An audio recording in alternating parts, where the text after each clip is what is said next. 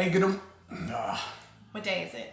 Today is Thursday. It's Thursday. It's Thursday. Good morning, everybody. This is Mark again in the Up Your Averages group. And today we're going to continue our entrepreneurial journey. And Savannah Dunn has graciously joined us today. And thank you, Savannah. Now, my last entrepreneurial journey that I did, I interviewed a guy I didn't know. Okay. His name was Alex Dumas, and he had a great story. But I know you. Yeah. So our conversation is going to be a little bit different. Hey, Priscilla. I see Priscilla. So just tell, I know a little bit about your story, but the people out there don't. So if you don't mind just taking a minute and telling us where you come from, how you got here. Okay. And I think everybody would be inspired by that. So way back where I come from is the Seattle area, which is not Texas. And how I got to Texas is I married a Texan, essentially. So I got pulled to Texas. That's the short story of it. So, Okay. Married a Texan, now I'm here. And by marrying a Texan, I also signed up for moving very often. So we moved every 9 to 11 months over about a 5-year period. Oh, that's rough. Yes. So we went from California to Oklahoma to San Antonio to up here in Greenville, Dallas area, to Sierra Vista, Arizona, back down to San Antonio, back up to Greenville. So, been here for a minute now.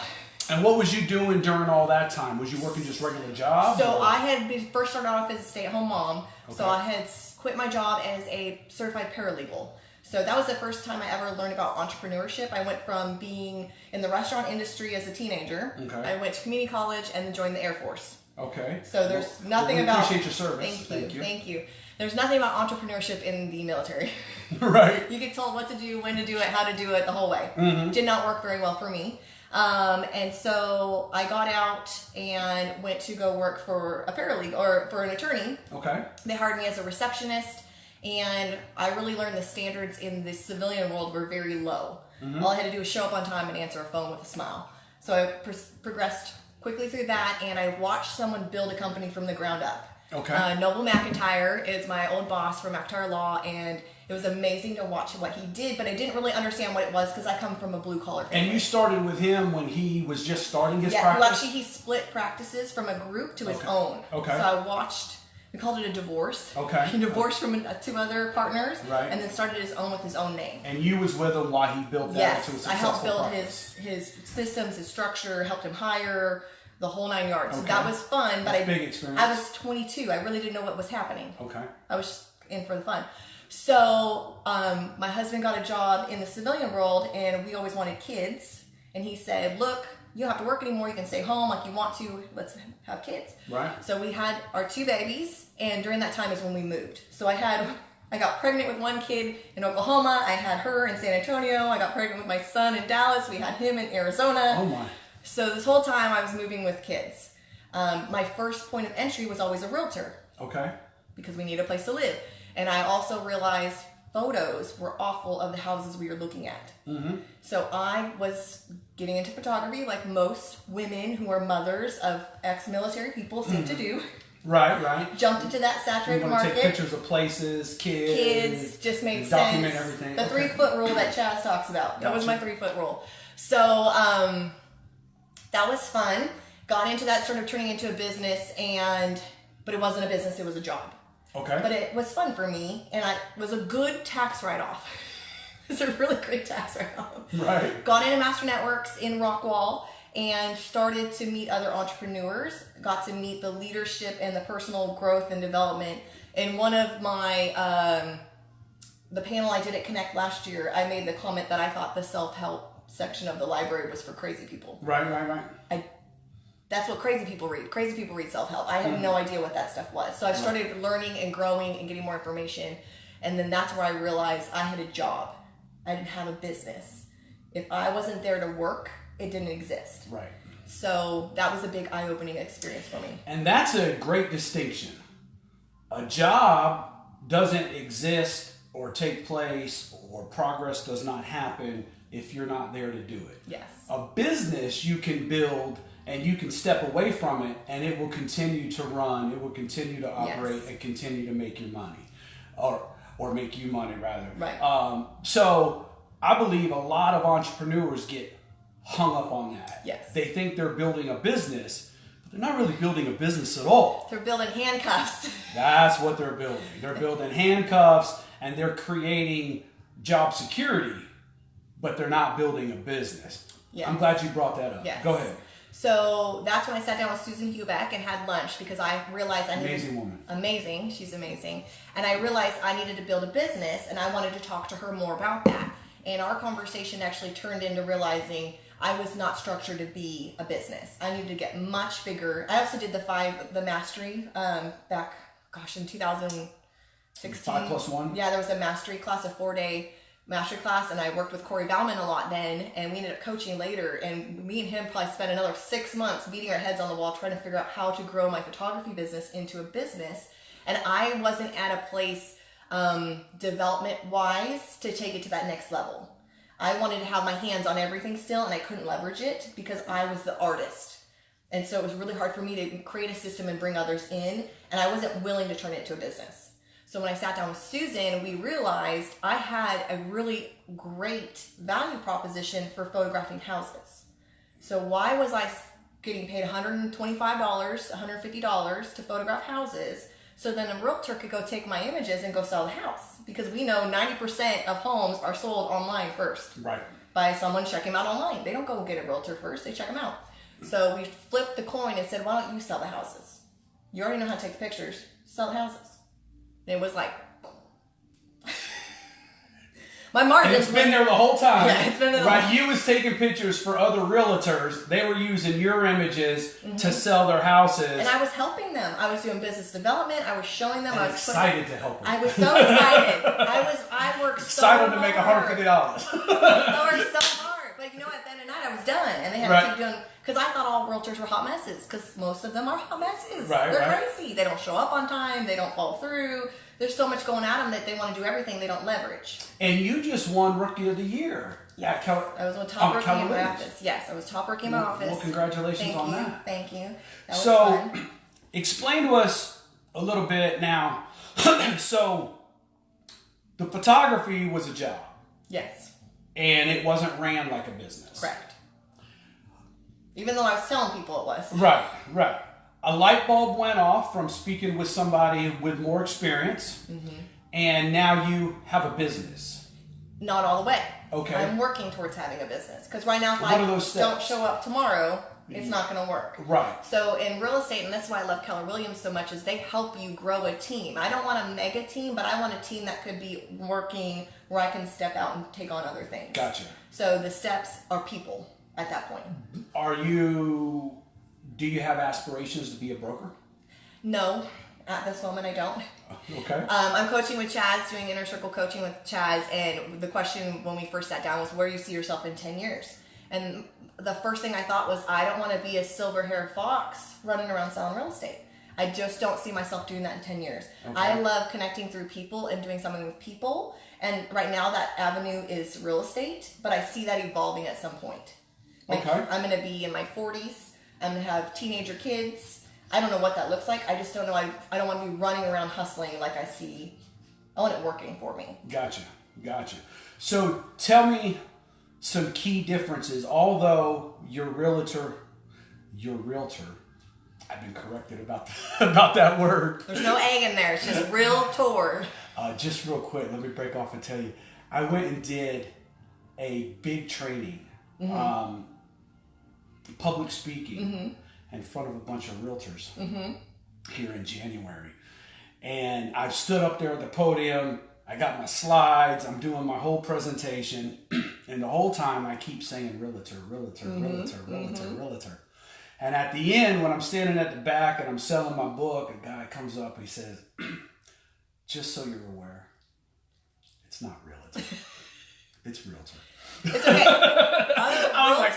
Other realtors say realtor. So it's a southern thing, I think, realtor. So anyways, tell me how your realtor business is different than your photography business, not in task or responsibility, but in and what you've learned about creating a business as opposed to getting into another situation where you're just working another job. In the transition, what did you learn? What are you doing different? I think it's looking for the people. Before, I never wanted to find the people because I didn't think anybody could do what I was doing. So now I'm more open to looking for the people who I can start plugging in, and I know the steps I need to take. Oh, like bringing on an admin is my like next building thing. a team. Yes, but not a full team. Like I need an administrative assistant who can tell me what I need to be doing. Because once I get in the weeds into database or all of that, it sucks the life out of me. Yes. So if they can say, here's all the people you need to call today. These are the emails we've sent out. Those the C and the S people, not the I'm a high I. If you haven't figured that out, I don't want to be out talking to people. Sitting in front of a computer is not talking to people. Right. So I need that person to fill that space who will keep me on track. And that's kind of the same position I'm in too. I go out and I sell a lot of work, but then after I sell a lot of work, I find myself stuck behind my desk in front of my computer for the next month. I'm implementing what I sold. Yeah. And I believe I'm probably in the same situation. I like to think I'm building a business, I'm growing a business, but in reality, I'm probably a lot like you, and I'm just working a job I created. That's the first step. Right. Understanding that you have a job. Well, the first step. I understand that.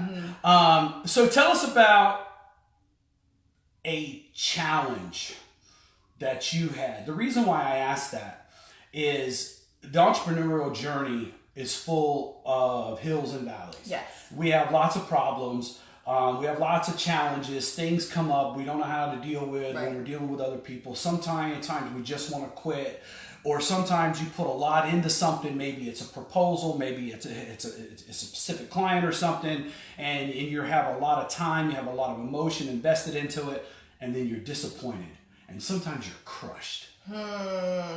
I won't say it's a one-time instance. I think it's that work, family, life balance. So many people come up to me and go, how do you do it all? You do all these things. We got the kids, you're doing this, you're doing master networks, you're doing all these things. How do you do it all? And to me, that was my biggest challenge is how do I get it all working together where everybody plays nice? Not always does it always cohesively line up really well, but I learned, especially with coaching with Chaz, I have agreements now. I have agreements with everybody I'm working with. I don't have expectations, I have agreements. So I have an agreement with my family. I have an agreement with the people I work with. If you call and get my voicemail and you call after 6 o'clock, it's going to tell you I'll call you the next day because I'm with my family. And my family knows that if you call on me at 3 o'clock in the afternoon and you want me to go to lunch, I might not be able to swing it because I'm at work. So that was my biggest struggle figuring out, because when you're a stay-at-home mom and you do all the things, not that I was really good at all of the things. Right. Laundry didn't always get done and all that stuff, but when you're dependent on and you're the one that's known, you can go handle things, and then you get into working, it's hard to get everybody on board. So I think that was my biggest challenge and my biggest struggle, because the people you want to support you the most might be resentful because they have an expectation. I can relate to that. Mm-hmm. And you can relate to what I'm fixing to share. I've shared it a couple times in this group, but it's kind of relevant. The first Connect I went to, 2017, Logan Stout was a keynote speaker. Yep, I was there. And at that time, I was grinding every day. I was working 18 hours a day. I had just started a business. It wasn't doing well. I think I made 16 grand that entire year gross. And I was trying to put all the pieces together for a new business. And I sat in Connect, and Logan Stout, for a lot of y'all that don't know who he is, he's a bobsledder, wasn't he? He was one of the bobsledders on the Olympic team? That was Johnny Quinn. That was Johnny Quinn. Yeah, Logan Stout? Oh, he's ID Life. Yes. And Logan Stout was, at that time I wasn't familiar with ID Life, so I don't relate him that way. But yes, he is that. But he was a keynote speaker I'd never heard of. He said he was a coach. He had been a mentor to several CEOs of Fortune 500 companies that if we mentioned their names, we would certainly know them. And he said he was given an example of this one CEO who had worked all his life. He had gave everything he had to build a business.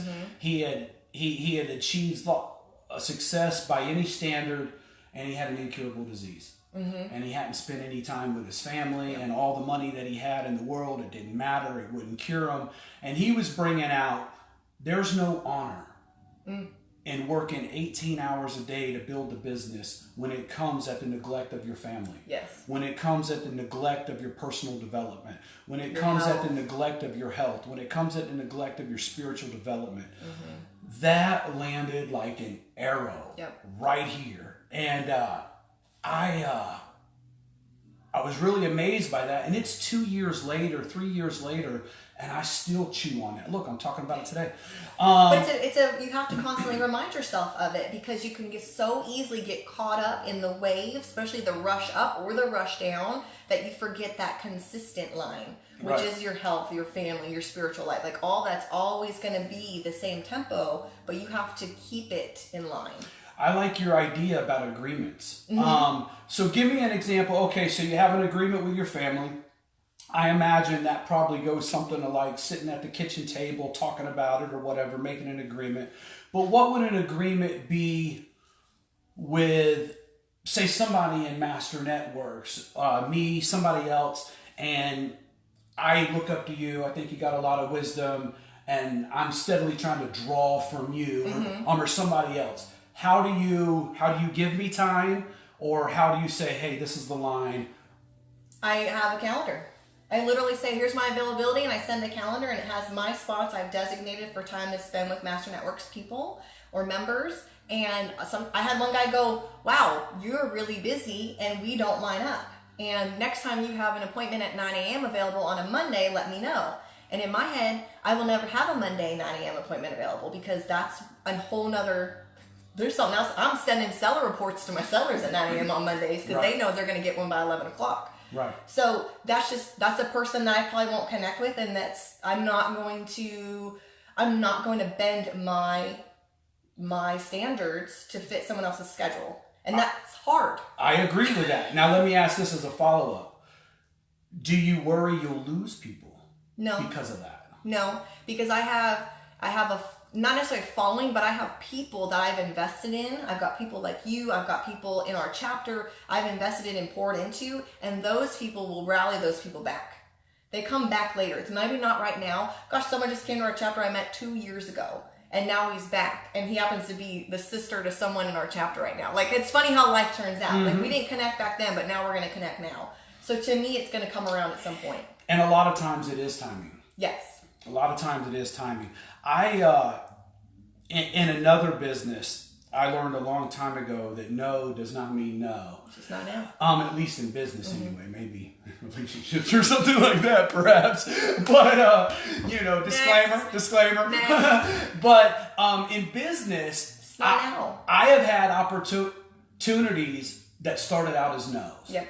And either I was persistent, there was a changing of the guard, time had passed, the circumstances has changed or whatever, but if I wanted it, I kept at it, I didn't worry about the no, and eventually the yes came. And don't burn the bridge. So many people get upset. Like, I've had people get upset with me that they can't meet with me or whatever, and they want to burn the bridge down. And you don't burn the bridge. Never. Because you never know when that person gets put in a new position or a new opportunity, and then the tables have turned.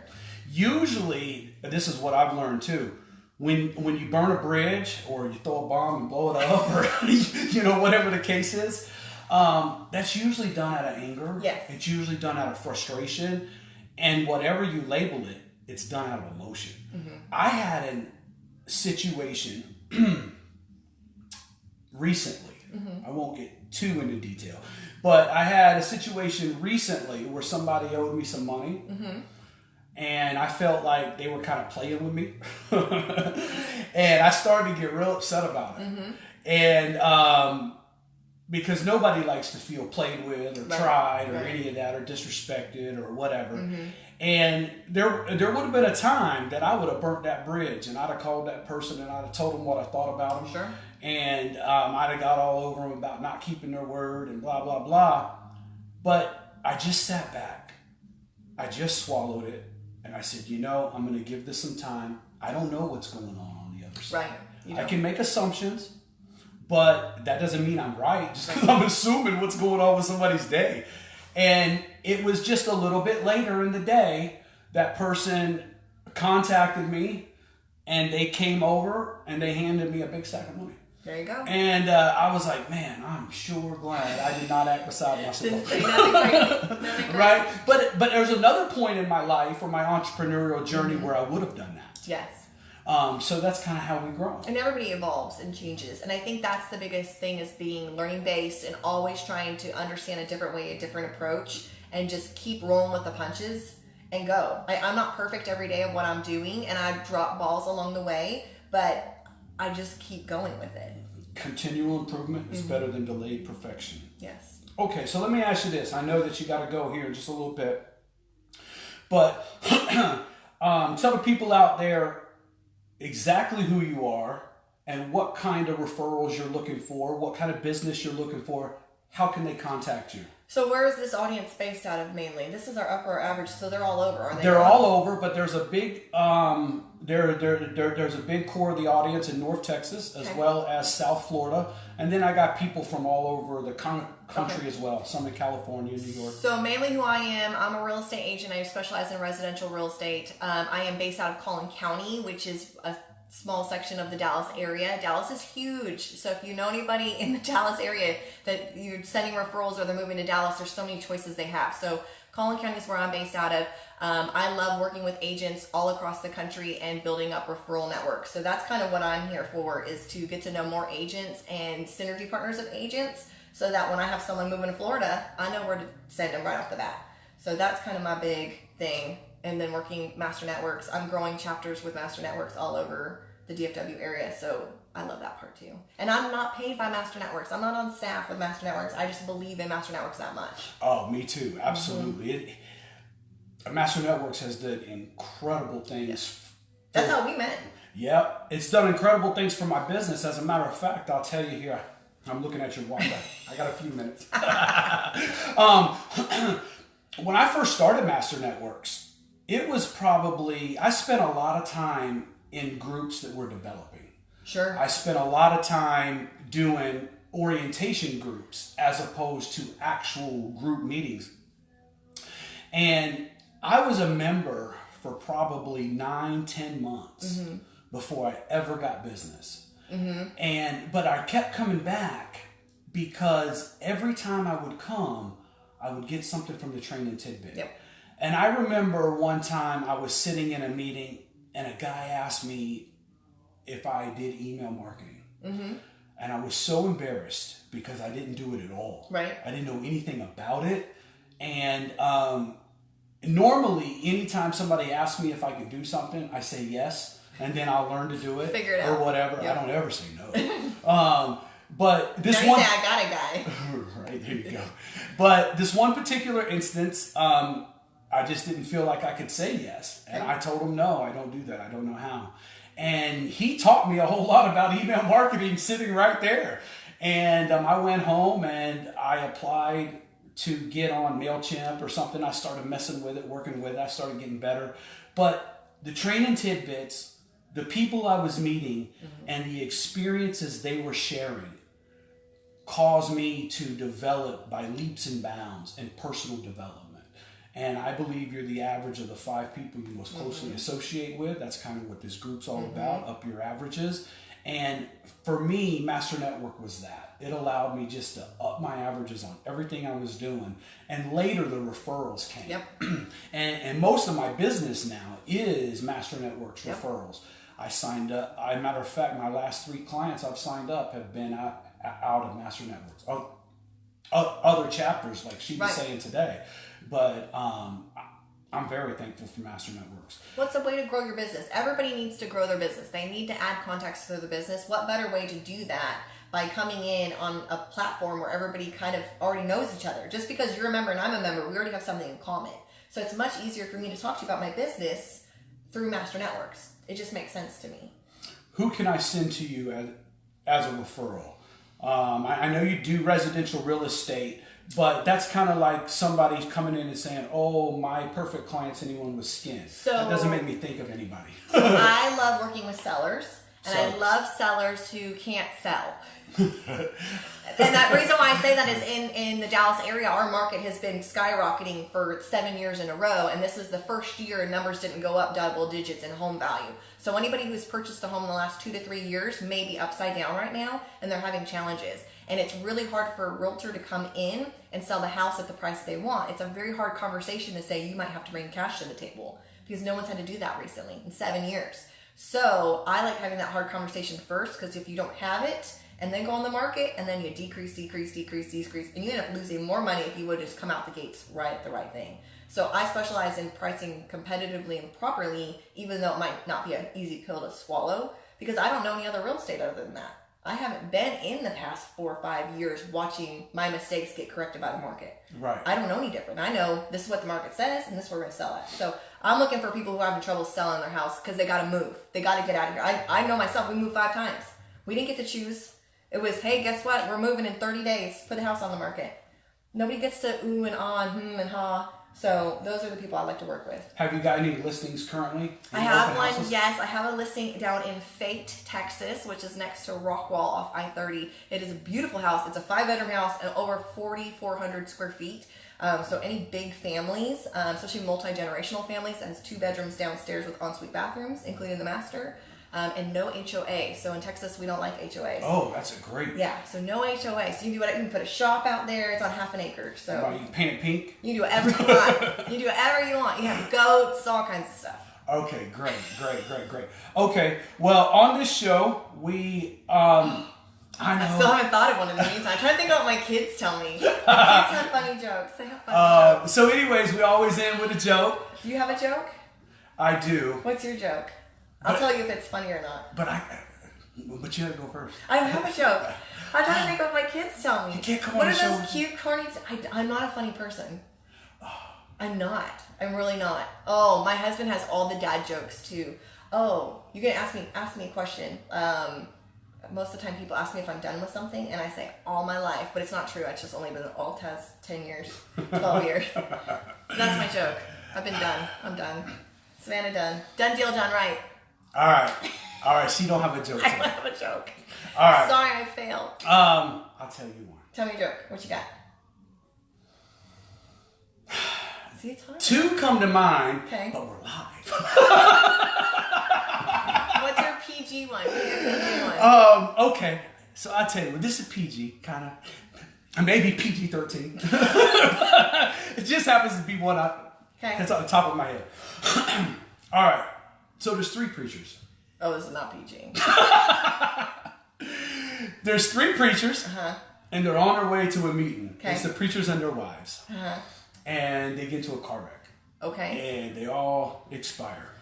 And they're standing up before St. Peter. And St. Peter looks at the first preacher, and he says, "You have a secret sin." Okay. He says, "The Lord's dealt with you about this your whole life, and you have chose just to ignore the urgings of the Lord." He said, "But your secret sin is alcohol. You love alcohol so much that you married a woman named Brandy." Right, we're not going to be able to let you in. So the next guy comes up and he says, "You have a secret sin. It's true that you're a worldwide preacher and all this, but you love money. You love money so much that you married a woman named Penny." He says, "I'm not going to be able to let you in." Okay. And the next preacher turned around and looked at his wife. He said, "Let's go, Fanny. They ain't going to let us in." That's good. Hey, that's our joke for today. Love it. This is part 2 of our series, a serial entrepreneur or entrepreneurial journeys. It's my second one, so I'm getting better. Thank y'all all for listening. This is Savannah Dunn. Thanks for having me. And in your rooms, in your cars, wherever you're at, if you can give a round of applause for Savannah. Appreciate that. Thanks, Mark. Have a good one.